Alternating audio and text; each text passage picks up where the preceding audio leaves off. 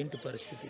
జరిగిందనే మొత్తం చెప్పేసినాం మనం. ఇంకా ఇక మళ్ళా గుచ్చి చెప్పాల్సిన అవసరం లేదు.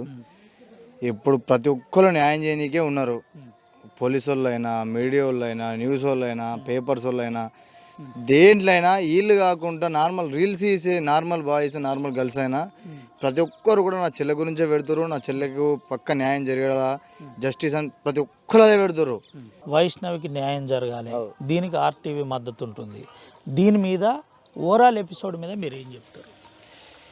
చెప్పాల్సింది ఏం లేదన్న, ఒక్కటే.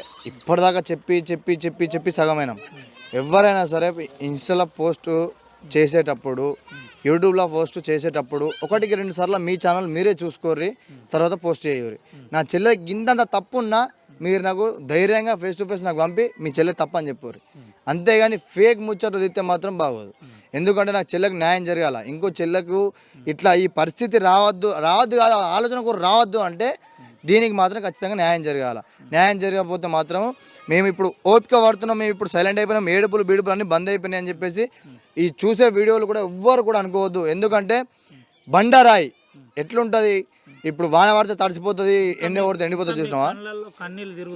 లేదు, ఇంకా అయిపోయింది. పానాలు వేనాయి అన్న. మా దగ్గర పానాలు ఒక్కోళ్ళ పానం కూడా లేదు మా దగ్గర. మా చెల్లెకు జరిగిన అన్యాయము ఇప్పటిదాకా ఆజ్ చేసుకున్న నా చెల్లె బతుకుందే అనిపిస్తుంది. కానీ ఒక్కోసారి నా చెల్లె అని పిలితే లేకపోవడం వల్ల మనసు ఒప్పుతలేదు. మేము బాధలలో ఉండి మేము ఒక నరకం అనుభవిస్తున్నాము. మేము బండరాయిలం అయిపోయినాము. మేము మనసులో లేము. మమ్మల్ని ఎవరు కూడా టార్చర్ చేయొద్దు. ఉన్నది చెప్తున్నాం. మా చెల్లెకు న్యాయం జరిగేదాకా ఖచ్చితంగా 100% అందరు న్యాయం చేసి చూపించాలా.